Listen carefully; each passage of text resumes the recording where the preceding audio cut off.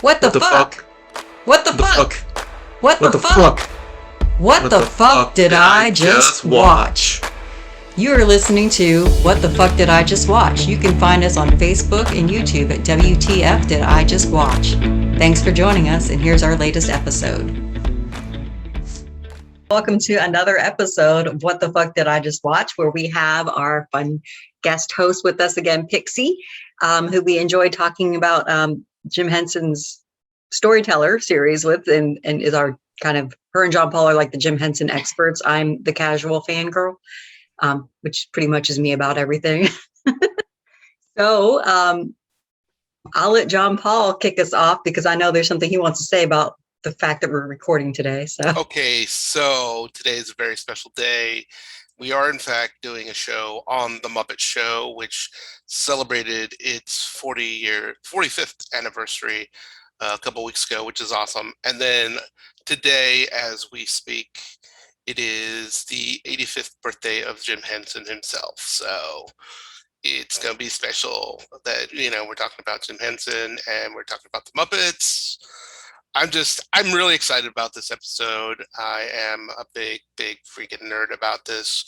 When Disney Plus decided, hey, we're going to finally do it and put all of the Muppet Show on the service, I pretty much binged it nonstop until I got done, because I used to have the DVDs and they only released seasons 1, 2, and in some regions 3. So yes, I bought an import to get season 3, and I'm a nerd like that and spent $150, and it was crazy. So now I get to get them all. So I'm excited. So. Yeah, when we decided on this date, it was abstract. I didn't really think about it. And then, of course, today on Facebook, Jim Henson's birthday. I'm like, John Paul, did you know it was his birthday before today? And he was like, yeah. I'm like, and he said nothing to you. Yeah, I didn't know either. Yeah, I wanted it to be a surprise, just because. Yeah, I mean, again, I love Jim Henson. I love the man. He, in terms of everything he's created, it was phenomenal. His personal stuff, there's some questions there and there, but not everybody is perfect. That's kind of like the bane of Gen X's existence, isn't it? Like, we've had all these wonderful, influential people who seemed wonderful, and then it would come out that they were, like Jim Henson's biggest flaw, I believe, was he was just basically a philanderer, right? I think that was the big thing. Like, he just slept with everything, everywhere that was not his wife, and his wife probably really didn't appreciate it. And that actually, speaking from my own childhood, affects the kids too, because there's a lot of conflict when you have that kind of thing, But I mean, even, Bill Cosby was a big icon of our generation, and then it turns out he's a rapist. It's a wonder we're a mess, isn't it? But yeah. But putting all that aside, Jim Henson did a lot of amazing things. Yes. Very amazing weirdos. The weirdo here. And he made a lot of us feel very accepted, no matter how strange we were. And it put a lot of people on his show that people did not want. Very controversial at the time for various reasons. And so that stays, you know what I mean? Yeah. That stays, and we just have to accept that he was a very flawed human being in his own right, and unfortunately kind of died on a hill in a sense for some of his beliefs, because I believe he was a Christian Scientist and didn't seek medical attention, and that's why he died of pneumonia. Yeah. At I think 50 something. He was in his 57, 50 something like that. When he died, he wasn't that old. Yes, it was actually close to his birthday. So yeah. And so he died in 1990, to be clear. Yeah. So, but yeah. But let's get to the good stuff. So what we did was, instead of doing the whole series, which of course we can comment on other shows should we want to, we each chose 2 episodes for whatever reasons we like. I chose 2 specifically because of the guests. John Paul and Pixie also picked their 2. So who wants to go first? All right. So I guess I'll go. So I picked the Alice Cooper episode and the Steve Martin episode. So I love the diversity. Exactly. And everybody who knows me knows that I am a big Star Wars fan, and And even you guys, Jenny was like, wait, you're not picking the episode with Mark Hamill? And I too was shocked that no one picked that. I was like this close. yeah, and I again, I love this show, but that episode is just okay. I mean, for me, the thing I love about this show is that it was a variety show, and I like song and dance. And but before we move on, I have to also say to all of our fans out there, please feel free to tag Randy Wonten on any Muppet things you find online, because he makes fun of me about loving the Muppets as much as I do. So I want people to inundate him with stuff. So that's Randy Wonten. You'll find him on ZTO TV He was our as well. former host. Yeah, of our this show. former host who decided to leave us. So And you know, yeah, so go ahead, dig him. It's no, it's okay. the show's gotten better. We have better guests. It's all good. Oh, So, no, anyways, so yes, I picked the Alice Cooper one because also when I was, I want to say 13, I had a VHS tape that was the Muppets Holiday Special, and all it really was the episode that had Alice Cooper and Vincent Price. And because I also love Halloween, I absolutely love these two episodes. Later on in life, when I was a assistant manager and a manager at a video store, this same VHS was there. And after they mandatory us to run the loop thing that they play at video stores back then, the little promotions at night, I just said to myself and my staff, if it's PG or G rated, we can let it fly and we'll watch it. And this was on a constant loop for me because again, the music. So let me start off. So the Alice Cooper episode, like you said, kind of controversial because Hugely controversial, actually. Yeah, let's not downplay it. Alice Cooper.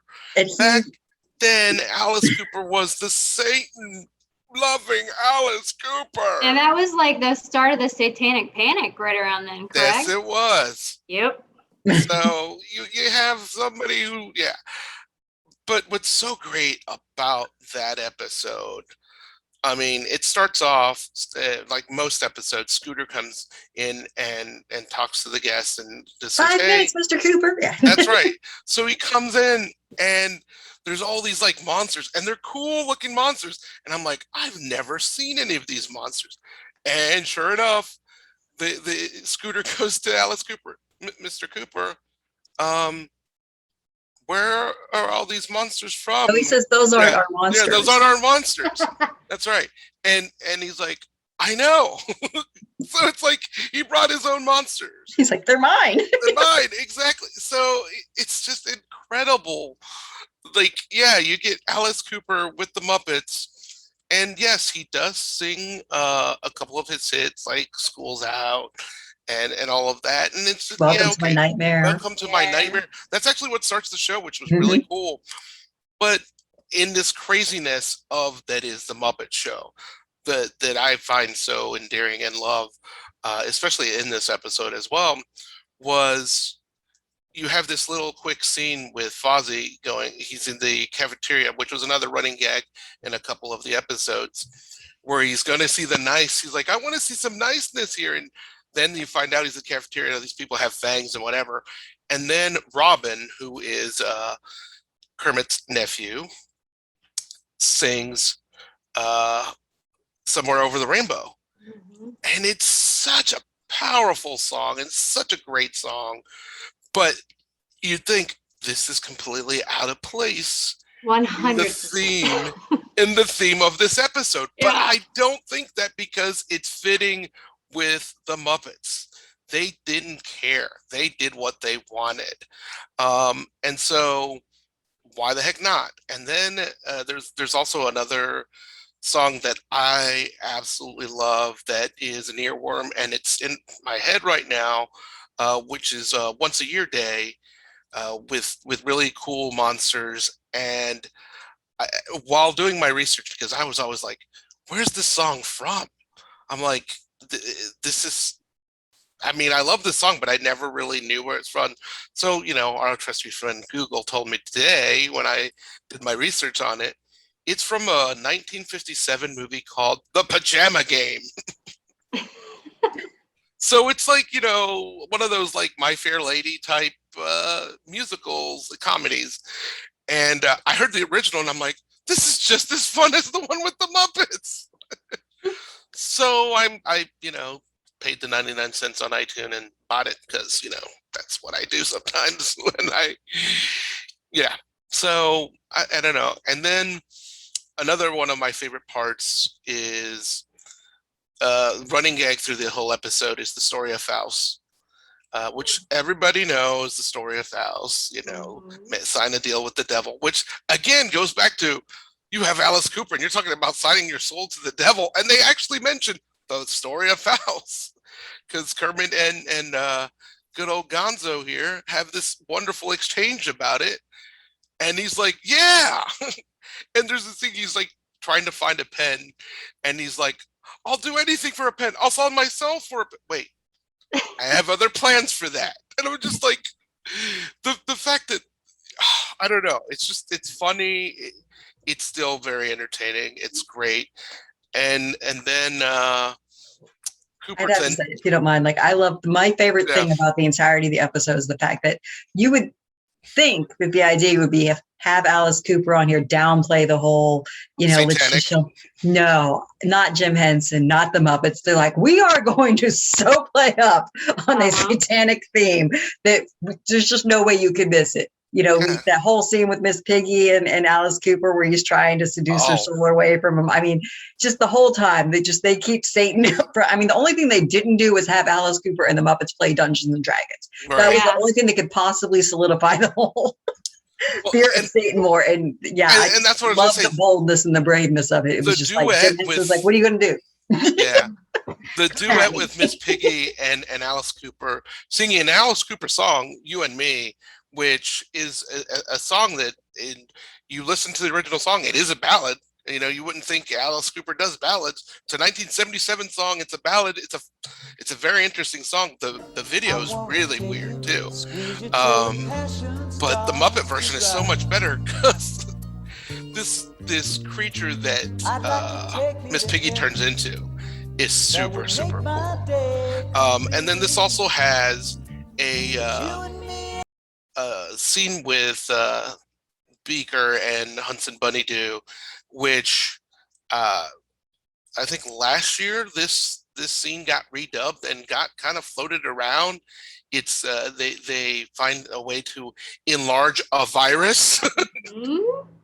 And what's funny is when I saw it floating around Facebook, they got redubbed and obviously it talked about COVID and everything. And I'm like, oh my God, I remember that episode. That's, so yeah, I geeked out. Yes, I am totally gushing over this episode. I'll admit it. I love it. And then my second episode, I picked Steve Martin. Steve Martin is one of my favorite actors of all time. The man has made me laugh. And I think the first time I really, really laughed with him was in the Muppet movie. The scene with him, smell the bottle cap to Miss Piggy and Kermit just makes me laugh so hard. And then obviously from the jerk to everything he's done to his current show. I mean, the man is just great. So this episode is about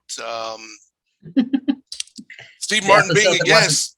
Yeah, Steve Martin becoming a guest on the Muppet Show. And then Kermit comes out and says, sorry, this week's episode is going to be canceled because we're going to have tryouts for different things. It was meta before meta was a thing. Exactly. It was like a show within a show within a show. It was really cool, yeah. Yeah, and there's so many little like meta funny jokes of Gonzo just trying to still outdo himself as he always did. And Fozzie being insecure as he is. Fozzie is my spirit animal, I'll admit it. I was a little insecure as a kid, so I gravitated to him. I gravitated to most of Frank Oz's characters and Gonzo because I'm a freaking weirdo. So yeah, hey, and this man, he's allowed to wear dresses, people. I'm just saying. Okay, I'm gonna say my political stance on that one. But yeah, so Steve Martin just does his old vaudeville routine, Yeah. and the whole episode is vaudeville. Oh, yeah. Oh yeah, Completely. 100%. That was the first thing that came to my mind. You're like, it's a vaudeville act. The whole thing was. You even have the wonderful hecklers, Stadler and Waldorf, Mm-hmm. do a dance and song, and they get booed on this time, and it's just so like, yes, this is great. And Steve Martin does one of my favorite things, because I've seen his stand up, where he makes balloon animals, and it's a funny gag. I'm gonna save that for people to like. I know you all have Disney Plus, and if you don't, look it up online. It's hilarious. It's absolutely hilarious. So do the free trial, then cancel. Just watch the Muppet Show. Exactly. Just watch the Muppet Show. Spend the hours and enjoy the Muppet Show, because it's worth it.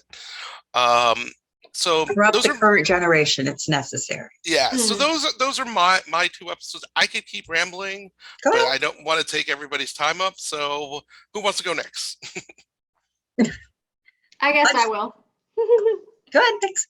I picked Carol Burnett for one of my episodes because I'm a performance artist, as a lot of you know, and I MC a lot of things, and I really identify with funny ladies, and she was one of those first like funny ladies that really kind of got the attention that she kind of deserved, with the Carol Burnett Show and all that stuff. And the episode opens with she's at the front desk, and she's like, hey, so I'm here to do the show. And they're like, Gonzo comes up and he's like, oh, no, wait, but we're doing a dance competition. So she's trying to host this show with a dance competition of Muppets all around her the entire time. And it gets to the point where she's like, okay, now let's disco. And she gets them moving like really fast, and she can get rid of all of them, and so they'll drop off. But it's so stinking cute the whole time. And they're just kind of, I don't know. She gets partnered with Animal. That made me so happy. Oh, yeah, she does get partnered with Animal. And the entire time, she is just trying to do, and I still someday want to come up with a thing, the lonely asparagus sketch. He just wants to do this. Jenny, we should come up with a lonely asparagus sketch. We can do it sometime and like write this lonely asparagus sketch. But it was just all so cute and enjoyable. And I haven't had a crap ton of time this week, so I only watched it through once. So my memory's a little bit wacky on it. It's been a crazy busy week, but I do remember the parts about, her and the dance competition and all that stuff, and the lonely asparagus is what really sticks out for me. My other one was John Denver, because I'm giant hippie as well, and I remember the John Denver episode from childhood. I didn't remember the Carol Burnett episode, but I did remember the John Denver episode because of the grandma's feather bed. That is an earworm for me. Every now and again, I'll hear in my brain, you could fit 8 kids and 4 hound dogs. Like, it just will like, and I'm also Appalachian. So that was like an extra, I'm from Southern West Virginia. So like, that was an extra little bit of, here you go, warm your heart. And then when he sang Inch by Inch, it gave me chills. And the beautiful, the flowers that they had made, the flower puppets and the vegetable puppets. And it was just a lovely, lovely episode the whole way around. And he was just so sweet. And even his silly jokes were sweet. I loved how he was sweet, but a little cruel too. He was a little cruel. Because there was that whole going to the swamp to camp out to see where Kermit came through it. Like, and he kept messing with both like Miss Piggy and everybody else about what's in the swamp. And then in the end, you have to have a sharp stick. So, and she's like, for what? And she's in this luxurious designer camping fabulous, outfit. By the way, whoever just dressed Miss Piggy for her camping, I was like, damn, girl. Can we talk about that the hair with the for hat? a second? It was like that perfect swoop of an updo that whoever was in the hair department was just genius then. On a puppet like that, just crazy. Yeah, it was a great outfit. Yes, it was a great outfit. And he's like, shake your boots the next day. And every time she'd be like, so getting so much more nervous about it. And then Kermit, I liked when Kermit came back at her. When she's like, oh, we're gonna go to the swamp where you grew up and all this horrible stuff and this horrible stuff. And he's like, okay, so let's go back to where you grew up. Let's go back to the pigsty and roll around in the mud and all this and that and other. It was just really cute and sweet. And yeah, that episode just kind of has a special place. It's folksy and like has that undercurrent of like how to mess with people with the, Jim Henson's humor, the satire and that little subtle digs that are in there. And I didn't remember how like it's been a while since I'd watched any because I'm mostly a fan of the fantasy. I do love the Muppet stuff too, but I'm mostly a fan of the fantasy. But I'd forgotten how slapstick ridiculous it all was. And my partner just goes, they were all high. Do you not remember that like Jim Henson was huge on getting high? So that made a lot more sense in context. There's a lot of episodes. I mean, I'm surprised they weren't censored by Disney Plus. That you can tell. John Venn looks stoned. Oh yeah, 100%. No, and I'm not talking just the guests. I'm talking like you can tell the puppet performers. The puppet performers are high, and the subject matter. If you really peel those layers out, you'll be like, oh, this is a weed joke. Okay, cool. 100%. 100%. This joke's about munchies. Okay, I get it. And going back to your the Alice Cooper episode where Robin all of a sudden like sings Somewhere Over the Rainbow just randomly. The first thing that I thought was like the Monty Python lead-ons now for something completely different. Like it just was just like. Yeah, I think they wanted that contrast for sure. I love that contrast in that episode because it really is, because you think, okay, this is just gonna halt everything, but because that song is so powerful, and it's just sung beautifully, I'm just it's just as good. Anything as with else. Muppets and rainbows. I can't hear Kermit doing the Rainbow Connection in the swamp with the banjo. I can't hear the original without weeping, but I can sing it. I don't know. I sang it last weekend at a gig. I don't know. But yeah, it's really weird how somehow that power of some little green puppet, whether it's Robin or Kermit, will just get in there with you and you'll just be like, oh, all just a weepy mess all of a sudden. And at least for me, it's just such a like childhood hook. Just gets in. I just think Jim Henson had a way of being able to hit you in the gut because you could feel how they would feel hopeful and forlorn at the same time. I mean, I think that was really what would hit you, because it hit you about your own loneliness and your own hope to be able to connect, with other people. And that's kind of what the whole Muppet Show was about. It was about this diversity connecting, along with a lot of like really inappropriate jokes for people our age when we were watching them as children. But that actually made it better, in my opinion. Well, yeah, I mean, he made it in a way that we could grow with it, There's an episode, and I don't know which one it was. I'll have to look it up later, but it's a version of My Guitar Gently Weeps that's on one of them, and I don't remember which one it was, but it like. Would it be Prince's? That would kind of make sense. I don't know. He was on one of the episodes. It was on Muppets. That's Muppets Tonight, and that was Prince. Okay. Was it Prince? But I mean, there was a Muppet that was singing it. And then the version of Time in a Bottle that I believe is it Floyd or is it a scientist that sings that?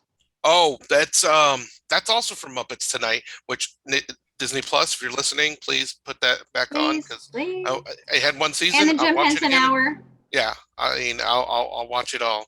But yes, Time in a Bottle. You're right. That is amazing. That gets you. That Yeah. gets you. That made me fall in love with that song, and then it made me later on discover all of the rest of the works of Jim Croce. So that show was such a good way of introducing people our age to that sort of the music diversity as well. And then later on, we were able to go, and when we were in our teens and early 20s, go, I remember this, like, have this slight little member berry from being a kid and hearing this song on this show. And let me look into the entirety of the catalog of this artist. And, you know, Exactly. just I mean, opened- like I opened so said, much. I just paid for a song of a movie musical from 1957. Yeah. So yeah. I almost did so Paul the- Simon. I was like Yeah. really close to doing Paul Simon because my partner was like, you got to do Paul Simon. I was like, I want to do a woman. I want to do a funny lady, but I wish I'd done Paul Simon now. It's all No, I right. think That Carol Burnett episode was a was great so- choice. It was so beautiful. It was so beautiful. And he was so funny on it. True, but Carol Burnett was amazing. And I agree with you. You know, like, I kind of wish I'd picked Phyllis Diller for the reason like you picked Carol Burnett, because it was like, again, another person who broke through the glass ceiling. And it was like Betty White, Carol Burnett, Lucille Ball. You know, I mean, Phyllis Diller, they were just the forefront of, you know, just breaking through as female comedians and directors and producers and writers and, you know, and I think that the Carol Burnett, like, Muppet Show episode also is like kind of a good analogy for the chaos of probably what she had to deal with, you know, as a woman trying to do, you know, like where she was supposed to do this and then somebody else just threw something else in the middle and she had to make the best with what they left her. You know what I mean? Like, Yeah. it really just seems like that was her showing this is what a woman goes through and she's trying to. You know, I didn't think about that. That's excellent. I mean, it may not be what it was supposed to be, but it really is how it hit me. It is to me now. It's a good metaphor. But again, there are so many layers with this show, and that's what's really just great about it. Because, I mean, not every episode is the same. You have some episodes that like have one song, if that. I mean, there's an episode, I can't think of the name, but it was this weird kind of like installation art group, and they do like, you know, little weird stuff with their bodies and they create stuff, and I mean, they don't sing anything, and but it's so fascinating, and it's just like, this is so cool. So I mean, again, it's worth just watching. I mean, just if you even just start to go like, oh, I like this artist, or I like this person. Okay, I'm gonna watch it. If they need to start with Mark Hamill, they can start with Mark Hamill. They don't have to. They don't have to. Again, I'm a Star Wars buff, and I didn't pick Mark Hamill. I mean, I will admit, one of my favorite parts in that episode is when Mark Hamill meets Luke Skywalker. Mm-hmm. I mean, it's pretty funny because Mark Hamill makes fun of Luke Skywalker. So, and I watched an interview like a couple of years ago where they asked Mark Hamill about that episode, and he's like, yeah, I got called in at the last minute to do that because originally it was supposed to be the droids, Chewbacca, and that's it. And then they kind of like pulled him off the set of what was then a secret movie, i.e. Empire Strikes Back, which is why he wears the Empire Strikes Back clothes. So yeah, fun trivia. That was the first time you actually saw that outfit. So speaking of fun trivia, so I chose Vincent Price and Harry Belafonte for my two. And Vincent Price, for obvious reasons, if you've been following along with either of these podcasts, I love Vincent Price. I think he's a hilarious man and an awesome man and just like kind of a Renaissance man for his age. And it's funny because we know him as a horror icon, but most of his movies were not horror movies. That happened later in his life, but they were so just iconic because he has this presence. And he's another person who also was flawed, like way back before World War II. He was, unfortunately, he thought Hitler was a pretty cool person. And then he finally had a lot to do with his Midwestern upbringing, German pride and all that stuff. And then he finally opened his eyes and looked around. And then like in 1938, he was like severely embarrassed that he'd ever like fell for that crap. And he became like this big, huge proponent of diversity and anti-racism and anti-fascism. And he, you know, was one of those people that flat out apologized for ever holding fascist beliefs or any kind of like reverence for Hitler at the time, or Hitler's, philosophy. And I think that makes him even better. The fact that he went from there and said, you know what, I am wrong and I'm sorry. We need more of that. Like, oh yeah. And it speaks to his character in general. Like, he was really humble and he embraced everything. You know what I mean? Like, when he did any role, it didn't matter how stupid or silly or ridiculous. He went full bore, like he Edward put all, Scissorhands. everything into it, everything. And that was like Edward Scissorhands. He was in his 90s, I think. Yeah. And he died actually during the shooting of it, I believe, or at least while it was being shot, not necessarily on set or anything, but which is why he was only in so little of the movie. But that was his last film appearance for sure. But yeah, just a great guy and just hilarious. And if you watch the episode, you could see where he purposely goes a little goofy because he knew he was on a kid's show. Yeah. So this scene that's behind me, where he was supposed to be going through this brutal transformation, where if he was doing it for a horror audience, he would have gone a different route, but instead he was just being silly about it. It was wonderful. And and also, fun trivia about this was the first appearance of Uncle Dudley. Uncle Dudley's one of my favorites. Yep. So this is I was just going to talk about first Uncle showed up. Dudley. So yeah, it wasn't his first where he was highlighted, but this was the first time he ever popped up on the Muppet Show. And so that is another reason why I like this episode, because I do adore Uncle Dudley as well. But the whole episode is so twisted. I would say in many ways it's much more twisted than the Alice Cooper one. Alice Cooper is a lot more frightful. You know what I mean? They put a lot more special effects and everything into it. And this one they didn't. But what they did in it was twisted as fuck. It opens with a monster eating another creature and singing, I got you under my skin. And then the creature that he ate keeps popping out of his face. I love that version.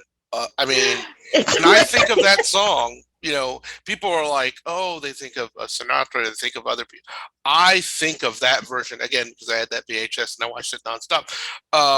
But it's just so cool. So twisted. It's just so twisted. It is. I was looking at it this is a little messed up. It's no wonder we are weird. And just the deep voice of the monster goes, and it's just and then the creature escapes and he eats a spaghetti. And there's the whole. Yeah. Sorry, go ahead. I was gonna say it's just so technically really just. You look at it and you're like, oh my gosh, that's just incredible. But all it was a black sheet. It was a black sheet and then just kind of little guy and, then the big, I'm just like, it's just crazy how, you don't need high-tech CGI. You can just do something as little as a sheet and it just blows your mind. At least it does me, and it still does. Like I said, it wasn't as spooky looking in a sense as Alice Cooper was, but it was a lot more creepy and twisted. And there was a whole other newsroom scene where they bring up that, Vincent Price is a gourmet chef or gourmet cook. And so they have the gourmet Edie and then another gourmet cook, and the monster just eats people going down. As by the time it ends, he's starting to munch on Kermit the Frog, and it's just so it's so funny. It's so wrong. And then, and then you think Vincent Price would try to stop, and he's like, no. I like frogs' legs. Yeah.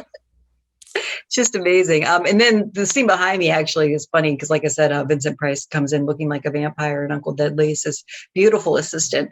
And he starts going through a transformation. He turns into this monster, and he gets mean. And he's like, oh, no, there's something different. What day is it? It's New Year's Eve. Oh, no. And he turns into Jack Parnell, which, if you don't know, is the conductor for the band for the Muppet Show. That's not all he was. He was well renowned and known as a jazz band orchestra conductor, but he did the Muppet Show the whole 3 seasons. He was the conductor for it. And even got Buddy Rich, the drummer, to be the drummer for the Muppet Show as well. So it's just funny that how that they did a little ode to Jack Parnell in that show. And you'd have to probably nowadays you'd have to look it up, during the 76 when this happened, you would know damn well who Jack Parnell was. Okay, so if you hear a little bell, my bad cat is behind the speaker right now. No problem. You hear dogs here, that's what happens. There's cats everywhere. They're just everywhere. So I know, I thought the Vincent Price one was super fun. Just no real deep message in it or anything, but just a fun episode, and shows why we're all twisted. Well, I was going to say in that episode, and you can just watch Vincent Price embrace his inner childhood.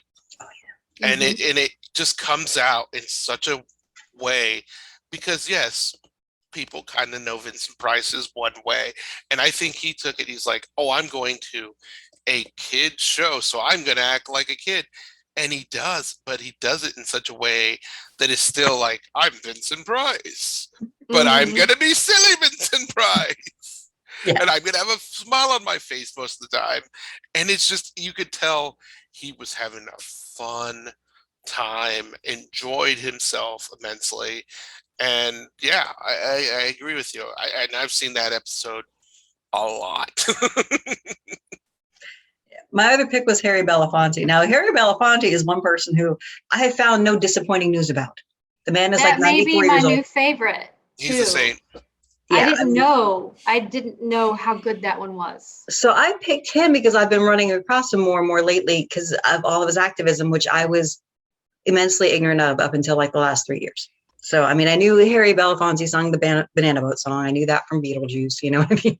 And other things. But Calypso, I knew he was like what brought Calypso to the States and made it really popular. Like I knew all that, but I was not aware of the level of activism this man had all his life and still going strong. And, you know, there's a wonderful documentary. I think it's on the Peacock app called The Sit-In. And it's about when he took over the Tonight Show, which hugely tragically, they recorded over most of those episodes, but some guy actually has the audio that he recorded when it was happening. But they did a huge documentary about him and what he did. And like, you know, like he had his own show for a while, which was a music and dance show. And he had an integrated cast with integrated dancers. And of course, the station told him, you can do black or you can do white. You cannot mix them together. Harry Belafonte said, stop me. And so they canceled him. You know what I mean? But I mean, he was there. He was about, you know, the poverty marches, anti-racism, equality, just, he was in it and on everything. Like, I think he also shows up in I Am Not Your Negro. James, it's another documentary, another excellent documentary that I highly recommend. And he's just a well-spoken, just amazing, just from the heart kind of person that doesn't seem like he's ever given up. Like, and at 94, that's pretty impressive because I'm tired at 46 and I've only been trying for like maybe a decade. You know what I mean? Right. So just incredible, man. And I'll tell you what, it's kind of silly, but when he starts singing the Banana Boat song on the Muppet Show, it like punched me in the gut. Cause like, it's weird, the impact of it. It's not a profound song on any level, but when you see him actually sing it and the smoothness and the way he just projects, it's just like, it's astounding.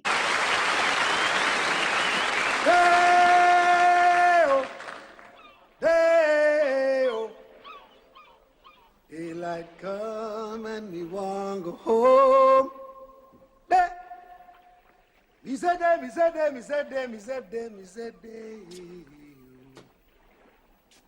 Daylight come and me want go home. And even heartfelt, like you could feel this is somebody that has like been working really hard and wants to go home. And let's be honest, he's not hard on the eyes either. No, he was not hard on. He actually still kind of looks good at 94. Yeah. He was a handsome man. Very handsome, yeah. And just a smooth, beautiful voice. And now I don't know. I tried to fact check this, and I just can't believe that it's true that this is the first time it was performed on television. But that's what the skit says. So I haven't found anything to confirm or deny it, but I don't know, maybe there was recorded concerts that were done before or something, but I can't imagine that Deo had never been sung on TV by Harry Belafonte prior to, I think that was 1978. I'll allow it. I mean, Gonzo allows it too. Okay. You know, that's what they said on the Muppet Show.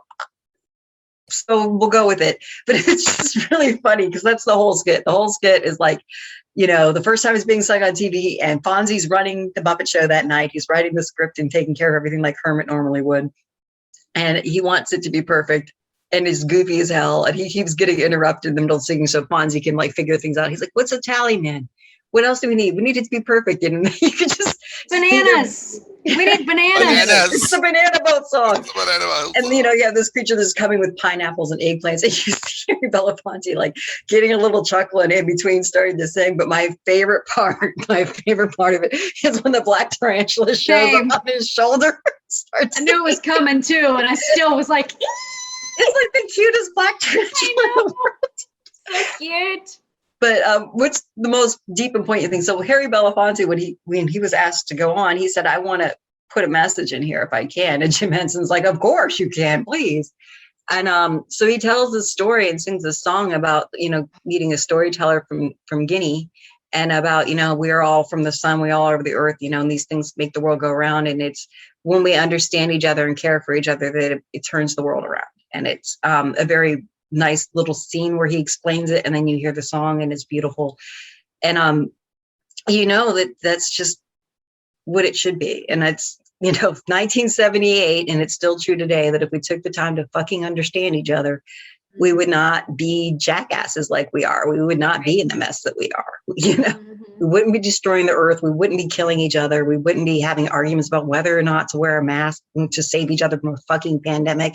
We wouldn't be having this. You know what I mean? We would just be understanding each other. But, we get caught up in our own stories. And even when we hear other people's stories, we want to put our own story in it. Not so that we can build empathy and understanding. We just want to overwrite their story with our story. And it's until it changes, we're just going to keep going down the pit, man. Well, I had a thought with that, we've been facing in the dance community, as Jenny knows, the rearing of cultural appropriation. The conversation has, ebbed and flowed over the last few years, and it should be a conversation 100%. But I had the thought, how do I feel about this scene with the African masks in terms of appropriation versus appreciation? And I came to the conclusion that scene, that song and that scene in that little show, that little goofy show, is one of the best examples of cultural appreciation that exists that I've agree seen. 100%. It was done so beautifully. Those puppets of those African masks, I'm getting chills right now just thinking of them. They are so incredibly beautiful. And the one that's like kind of got the bulbous middle, I was like, ooh, is that kind of an icky? It's an instrument. Yeah. It's a puppet of a shaker instrument. When I looked at it, I was like, oh, this is so incredibly genius that he would put an African instrument as a puppet. This cat is just tearing up this box that this is sitting on. I'm sorry. So yeah, we barely heard. Don't worry about it. Her name's Nadja, if that tells you anything. She's like naturally born bad. But, I agree 100% because it was an African song from an African, storyteller, and they put these masks, and I believe they actually did some research to actually make traditional looking African masks. They weren't trying to make goofy parodies. They were going straight out for authenticity. And, in case you hadn't noticed, Harry Belafonte, although not African, he is Black American. I forgot which island he's from. I'm sorry. Somewhere in the Caribbean. Sorry, that's so bad. I have my magic box. We'll figure it out right I now. apologize. It just left my brain. It gets so bad. Ugh, right when you want it, it's gone. But, that's what 40 something does to you. Oh, that's what's been that way since I was in my 20s, unfortunately. Well, actually all my life, but yeah. Can't say it got better when I hit my 40s, but yeah. But, so I don't want to get too comfortable, but yeah, if you had like some random white guy with some really horrible looking fake like voodoo masks, it would have been terrible, but this is not what this was. No, I agree. There's a lot of episodes, and I do again rewatching the show. It was a different world when the show was on, and I will commend Disney. I guess actually Harry Belafonte was from Harlem. He was from My bad. Harlem. He was the child of an Afro-Jamaican and Scottish-Jamaican So Jamaica was the island where his heritage came from. Sorry. That's Nice. So go ahead, John Paul. I didn't mean to interrupt. No, I was going to say, so the episodes are not edited on Disney Plus.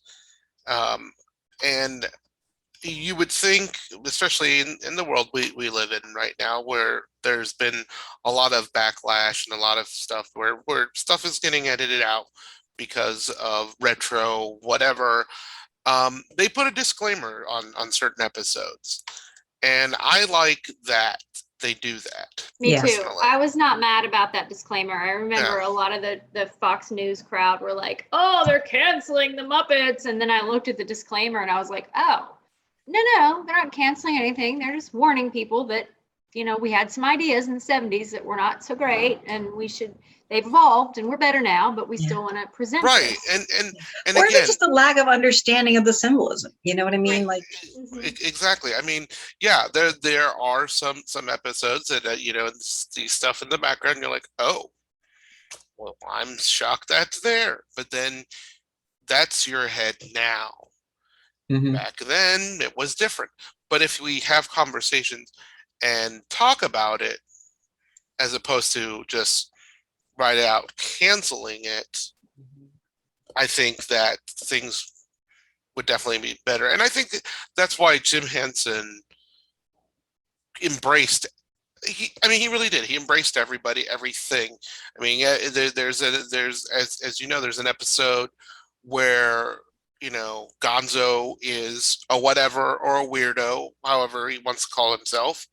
But you also have a bear, a pig, a frog, and all kinds of different creatures, and that's what they are. And like I said earlier, recently the new Muppet Baby Show with this guy had its own little controversy because Gonzo put on a dress. The horror. No, I'm kidding. Okay. It's just so silly. Okay. It is Gonzo so is a silly. whatever and always has been a whatever. And if you watch the Muppet Show, Gonzo wears a dress at one time or another. Oh yeah. He puts on fine. whatever. Yeah. So Well, it's interesting silly.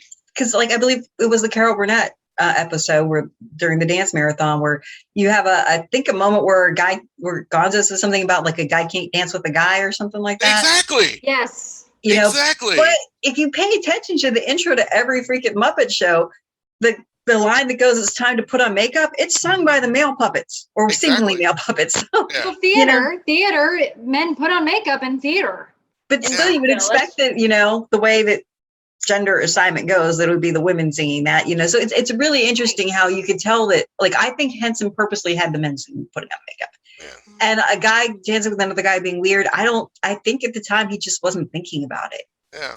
Or he was making you want to think about it, like, well, why is that so weird? Why is that so weird? Why can't a guy dance with a guy? Like, and that's the thing about Henson is you really, unless you could have asked him, you just didn't know if he was putting stuff in there to make you question it or just was not paying attention at the time because it was 1970 and people weren't thinking about that. You know what I mean?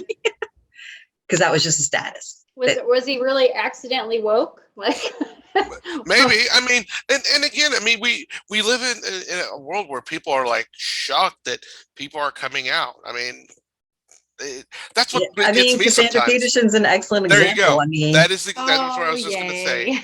I Yeah. mean, oh my gosh, Elvira's gay. Oh, who fucking cares? Do you still enjoy her stuff?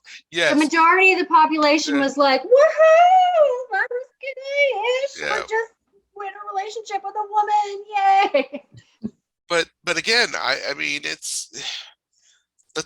I hope we get to the point where it's like, okay, so what? Yeah. I mean, I remember going to Horror Hound with Randy. Again, if you guys want to make fun of him, tag him on any Muppets. And we got in line to see Clive Barker. And, he kind of peeked out and he had these like weird fluorescent pants and this weird loud shirt. And I didn't think anything of it. Randy didn't think anything of it. The guy in front of us go, "Is Clive Barker gay?" And so Randy and I heard this and we're like, guess what? He's really gay. He's like, "No, not Clive Barker, blah, blah, blah, blah, blah." I go, "Do you like the movie Nightbreed?" And the guy's like, "Yeah." I go, "It's about coming out." The guy's got so red-faced that he got out of line and just said, "Screw this." I'm like, "You're a fucking idiot." Yeah. Excuse my language as we're trying to keep this clean for a Muppet episode. But I mean, I'm Are just we? like, I don't think we're ever trying to keep it clean. I'm all sorry. right, I guess not. I don't know. But It's never a goal of anyways, mine. there you go. But I mean, it blew my mind. It's like, oh my gosh, I just blew this guy's mind because Clive Barker is gay. Like, Yeah, that would be Where great. did that It could be guy like, think that a lot of the BDSM open ideas and things that Clive Barker incorporated came from? I don't know, but yeah. The leather and all that. I know, but it just, like I said, it bothered this guy so much that he just like, I'm getting out of line. I mean, and the thing is, we had been already in that line for about an hour to get an autograph. So it's just like, you're dumb. yeah, you know, it's frustrating because we should be at a point where that kind of shit should not matter. Like It who you like, shouldn't. who you love, you know, other than it's interesting to know. But now it's still the point where, you know, the representation needs to be there. So these, you know, stars and actors and icons coming out still matters.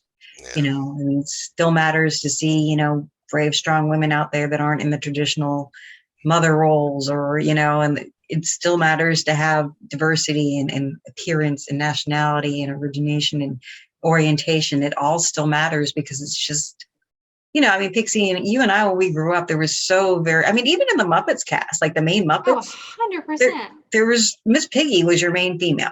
Every now and then Janice Yeah. popped out there, and then there was Camille the Janice chicken. is my spirit animal, though. I love Janice and I love Miss Piggy. Camilla was pretty awesome. Camilla the chicken was very awesome too. But you know, I mean, that's basically what we got, you Yeah. know.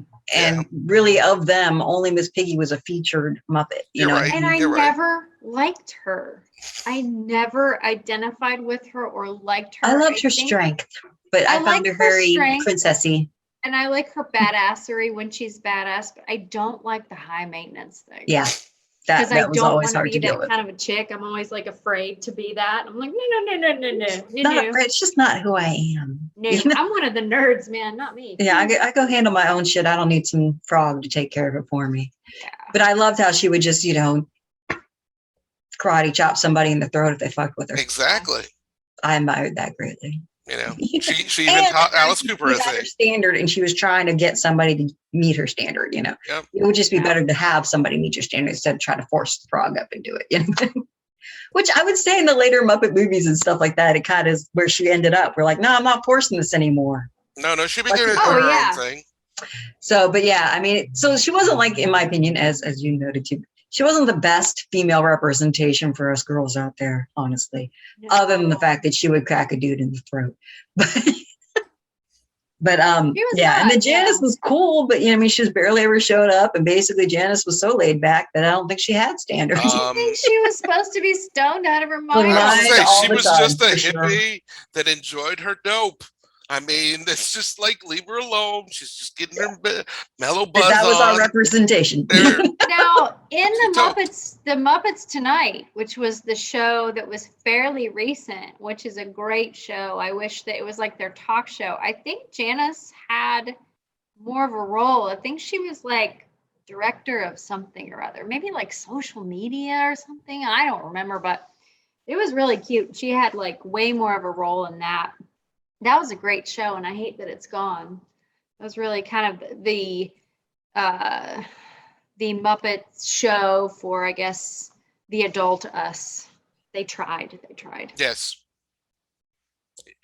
I think it was also a very much meta show. It reminded me of kind of like The Office and that kind of Oh yeah, thing. I think so- that was their kind of Yeah. their thing. And I think that one's called Muppet Now. Muppet, was it? Yeah, I think it's called Muppet Muppet Now. Now. I think. Yeah. I'm gonna double check that. 'Cause Not that I don't believe you, but No, I don't it's remember okay. that. Because the Muppets Tonight, that was the one in the Right. 90s. And that's the one that had the purple guy, the saxophone player, right? And Yes, I can never remember his he's- name. I love him. Floyd. No, sorry, not Floyd. Ooh. Oh, he's my other favorite besides Pepe and Uncle Dudley. Shoot. Oh, what is his name? Because he's a catfish. Yes. Gosh, what is his name? I'm gonna Not look that up Cletus. too. It's not Cletus. Muppets Now. You're 100% right. I apologize. No, it's all right. I'm gonna look up catfish Muppet. My phone was like, okay, since you're looking up a Clifford. Clifford. See, I knew it was a C. There. And he's got these gorgeous dreadlocks, and he's just Yeah. like, he's beautiful. But I mean, I can understand why. Yeah, I that don't was the know. show where they ran a TV station. Yeah. They tried to do a variety show out of it, but it and again it was a little after Jim Henson had left that Brian Henson took over a lot of the production of that, which I admit I do enjoy how much weirder Brian was than his father. Brian Henson brought to us Muppet Treasure Island, which is one of my Farscape. yeah. The Muppet Christmas Carol. Yes. And then just recently, Muppet haunted me. well, that and the Melissa McCarthy Yes. Time What Murders. was that called? It was Happy crazy. Time Time Murders. Murders. Happy Time. The adult Muppet movie that most Muppet people porn. It's never Muppet porn. wanted. It is porn. The silly string. Yeah. I mean, don't get me wrong. Peter Jackson did do weird Muppet sex first with Meet the Feebles, which, if anybody wants to watch it, it's on Tubi. It's really weird. It's the best way to describe it Fantastic. is if you take the Muppets and you take Pulp Fiction and you put it in a blender, and that's where you get the Feebles Yes. with some crazy Aussie New Zealand comedy. It's so good. I need to go back and watch it again. I introduced it to friends of mine years ago, and they were just like, "Yeah, you're no longer allowed to pick anything." I'm not sure my partner has seen that, and he is a huge, I'm talking huge Lord of the Rings movie fan. Well, then And I'm not sure he's seen that, so I may have to ruin his life a little bit. ruin it. I mean, That's what good partners do. that would say, It's yeah, so fucked up. Now we've all said fuck. Yeah, there you go. And if he Fuck hasn't seen Bad Taste, I think that's on Amazon Prime. That's another great Peter Jackson movie. So yeah, and if you really want to go down the well, look for the draft. There's a synopsis draft of Peter Jackson's original take on what Nightmare on Elm Street 6 was going to be, The Dream Lover. Ooh.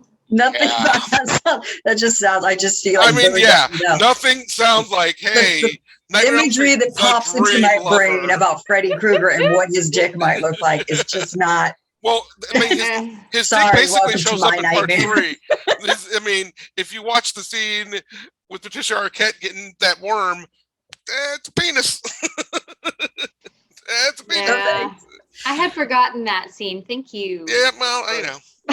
Bringing So, that the right back up Muppets, there. right? So the Muppet Show. On a more somber note, so like so Jim Henson, when he died, they had a huge memorial service, and you can find it for free on YouTube. And if you really want a reason to cry, there's It's worth watching, that. though. It really is. But I would say Harry Belafonte's memorial to him was pretty much summed it up amazingly. And it's like there's a 10-minute YouTube clip of it. And then if you want, you can go watch part 2, which is him singing Turn the World Around Again. And they have a lovely African dancer that comes out and dances in the aisle too. It's amazing.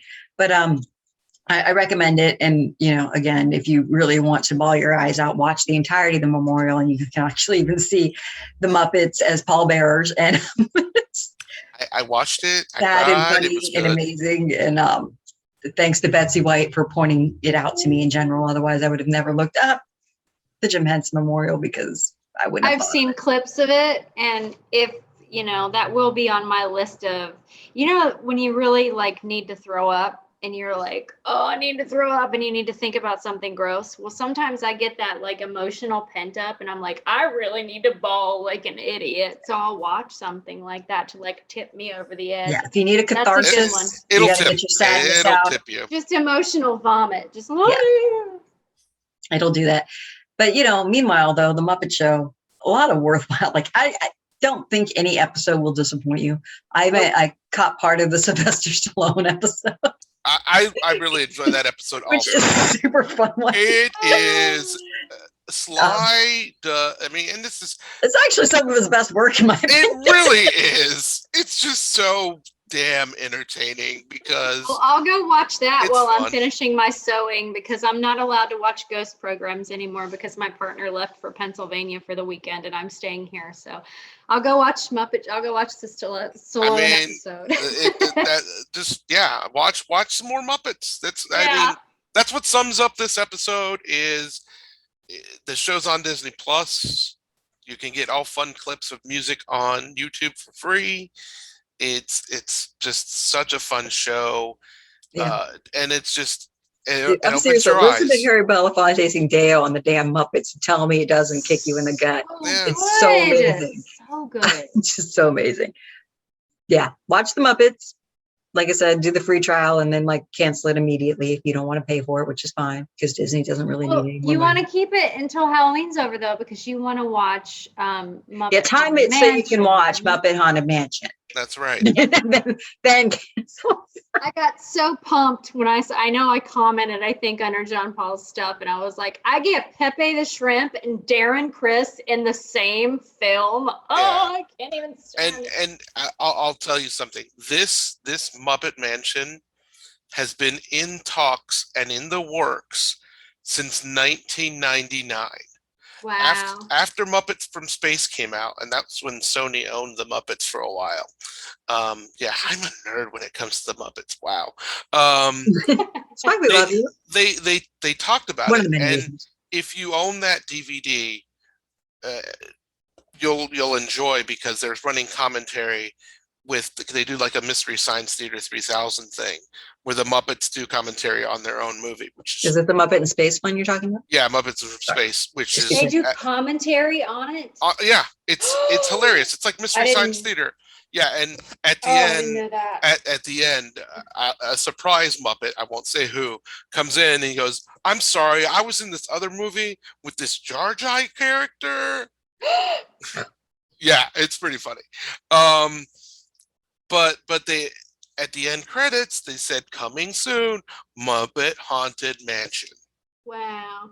So I So- never got it, but I'm getting it now. So I'll have to be yeah, honest. I am not a huge Disney World fan just because there's tons of people. I think it's overinflated movie, but I've always loved the Haunted Mansion. Like that's the one thing that anytime I had to go to Disney for whatever reason, I would be like, "Where's the Haunted Mansion? Put me in the Haunted Mansion. I want to play the Haunted Mansion." I don't know why I love that place so much, but I like haunted houses in general. That was my favorite ride at any amusement park. I kind of like really miss the stupid, You're really a spooky corny ones. person, duh. spooky. It's always fun. And, and the Haunted Mansion wasn't particularly like trying to get in your face scary, but it was creepy and lovely. It And was fun and creepy, of course. So I lived in Florida and we went to Disney World, and this was before that ride even opened. We ended up moving back to Ohio. So Oh, I've never no. experienced that ride, but I kind of experienced that ride this past summer. On YouTube, there is someone filmed themselves. It's a first-person view, like you're on it. And I watched it with my wife, and she's like, "Oh my gosh, this is just like it." And and I had the surround sound going, and it was really cool because she's like, "This is exactly like the ride." She's like, "You almost feel like you're on it." And I'm like, cool. "Good," because I finally got to do the ride. And they didn't take it down? Nope, That's really shocking. it was actually done by Disney. Oh, okay. So they're not going to take Yeah. that. Well, I guess it makes sense that they want to promo it more. And Yeah. I mean, they're going to get a profit out of that one way or the other. But it's really cool because it feels like they even do like kind of, because I didn't do the ride, but my wife told me like when you're in line you get to see like all this like really cool stuff. It feels like you're in line, you're moving along, and it's like you're the person. So it's so like if I had VR goggles I would be like, okay, I'm totally in this ride. So, and also, if you are a Muppet nut and you have not been to the Museum of Puppetry in Atlanta, Georgia, if you're ever in Atlanta, Georgia, go see it. Make sure the Henson exhibit's still there. I got to see the Jim Henson puppet, the Jim Henson with the headband, with the Kermit, the mini Kermit. Tears, so many tears. And I saw some stuff from Emmett Otter's Jug Band. There's some Fraggles. There's some Sesame Street. There was some Labyrinth, some Dark Crystal. I mean, they're always on loan from there. But if I know that the Henson exhibit was also at COSI a couple years ago as well. So it does tour. So if you can catch it. It's I think if you Google it, it'll tell you where it is. So, I mean, definitely catch it. Yeah. It's beautiful. I think I've seen Scooter, and I think I might have seen Bunsen and Beaker too. I don't have the pictures anymore, which is a bummer, but it was absolutely beautiful. And it was just kind of, for somebody who's like John Paul, like kind of almost a mega fan, it's worth it. Track it down, find it. If you're anywhere near Atlanta, Georgia, go to the Puppetry Museum. And, there's also a room of creepy marionettes, like all around you. So that's cool too. There's a lot of cool things. Yeah. So with that, I guess watch the Muppets. Definitely watch the episodes we've highlighted because they're super worth it. Watch more than that. Like I said, great stuff. Any final thoughts? I mean, you pretty much summed it up. Watch it, enjoy it, have fun. Shout out to my tattoo artist, Katie Hutchins from Wells and Company, for putting these beautiful Gelfling belly dancers on my arm the other night. They're absolutely beautiful, and I'm too skexy for my shirt. Nice. Pixie, do you got anything coming up with your folk music or dancing? I don't have anything coming up with the music thing. I think we did our last gig last weekend, but we do have a lot of dance stuff. Kira's Hofla will be doing the Halloween Hofla. It's virtual, so if you look up Kira's Halloween Hofla, it's in the Dayton area. We're doing some really fun, spooky things that may or may not have to do with a certain stripey thing. I can't say, but it's always a fun show and it's virtual. I think it's free. Are you doing anything, Jenny? I am not. Sacred Chimney doesn't do Halloween. I'm always like, whoa. Oh, we love it, but we usually go to other people's shows and they're just we're not doing anything indoors right now. I think Angie never might be in a few online shows, but I unfortunately don't have that information. But you can always check out what's going on her Sacred Chimney Studios Facebook page or Angie Never Facebook page, and see what events she's got up. And her classes are still ongoing, and they're amazing. Amazing! I bought the belt she teaches into, the belt from Red Camel. Yeah, it was funny, actually. I got that at a convention, then she got it at the convention. Now, Tammy and I both have awesome. them too. They're beautiful belts, and they fit very well. And also, of course, Angie and I have our Moon Phases belt that you made, which is lovely. So we wear that a lot too. I'm waiting to see that. I don't ever see it on videos. I'm always like waiting to see it. So I also copied Angie's necklace with the coin and the skulls. But anyway. John Paul, you got anything coming up? I mean, Schlockfest. We got Schlockfest coming very, very soon. We did the fan appreciation Voyage of the Rock Aliens episode. I want to thank Betsy White for suggesting that movie. It's an amazing movie. Let me tell you. I have the soundtrack now because I went on eBay and got the record. And I've been listening to it, and my wife hates me for it because she's just like, this is terrible. And I said, no, this is 1980s something amazing. So thank you. Betsy White seems awesome. I have not had the pleasure yet. Oh, she's incredible. If you actually ever go to the Run Fair, Pixie, she's the head of the local Wenches Guild. So you might run into her there. All right. She's a wench. She's a wench. So yeah, we got that, and we today, I believe, or in the next couple of days, our last Starfighter episode will be dropping. So Yeah, I think actually it dropped. I think it okay, dropped today. it dropped today. Okay, so you'll be watching something that you've already watched because the magic of recording things. Yeah. Yeah, and of course, Girls Go to Schools. I believe our Phantoms of the Opera episode's about to drop, and of course, by the Yay! time you watch this, it probably will have dropped. And we're going to be recording the Werewolf episode, the Wolfman episode on Monday. So some Lon Chaney Jr. in there. So keep an eye out for it. And always, we love having guests. So I mean, it's not like we won't keep having like Pixie and all our friends back on, but new guests also we are welcoming. So please let us know, reach out, tell us if you want to be on the show and what movies or shows you want to talk about. Yeah, we welcome anybody We like diversity. except Randy. Yeah. Well, he's been there, done that. Yeah. Kidding, Randy. We love you. I don't. But stop don't. picking on John Paul. The Muppets are awesome. Yeah. I mean, they really are. We'll All right. Uncle Deadly on you.